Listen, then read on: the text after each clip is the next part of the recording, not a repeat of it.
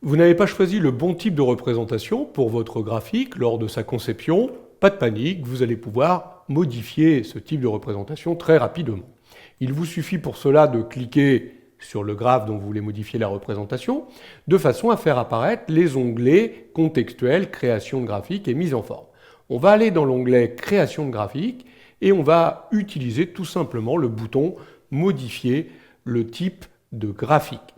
En cliquant sur modifier le type de graphique, on fait apparaître une boîte de dialogue dans laquelle on retrouve les graphiques recommandés, ceux qu'Excel vous propose par rapport aux données sélectionnées, et l'ensemble des familles de représentations graphiques, des histogrammes, des courbes, des camemberts, des barres, des airs, et ainsi de suite. Vous avez tous les types possibles. Je vais rester moi dans la famille des histogrammes. J'ai des histogrammes en 2D, des histogrammes en 3D, je vais préférer les 3D.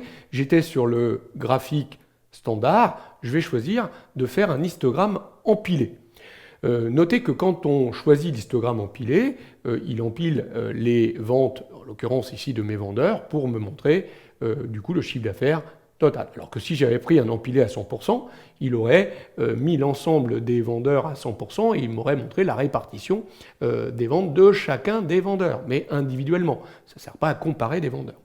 Notez qu'on pourrait profiter de la représentation ici pour intervertir les séries.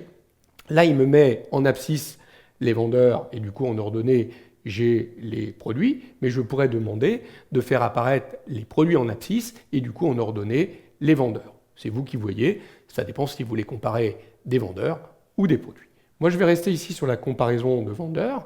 Je vais dire OK, voilà qui est fait. Vous voyez que maintenant, mon graphique est un graphique en histogramme empilé. Il est donc très facile, en cliquant le graphique, en allant dans le menu contextuel création de graphique, d'aller modifier le type de représentation d'un graphique. Mais vous pouvez aussi, si vous voulez intervertir les lignes et les colonnes, alors que finalement, vous êtes sorti du type de représentation, regardez, revenir sur le graphique, et là encore, dans l'onglet création de graphique, vous allez trouver un bouton qui s'appelle intervertir les lignes et les colonnes. Et là, simplement en cliquant sur ce bouton, regardez, à chaque fois que je clique dessus, j'intervertis mes lignes et mes colonnes. Autrement dit, il intervertit les abscisses et les ordonnées.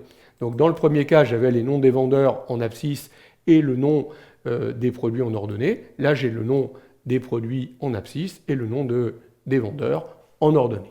Voilà comment on peut très rapidement modifier le type de représentation de l'un de ces graphiques ou intervertir les lignes et les colonnes, les abscisses, les ordonnées d'un graphique Excel.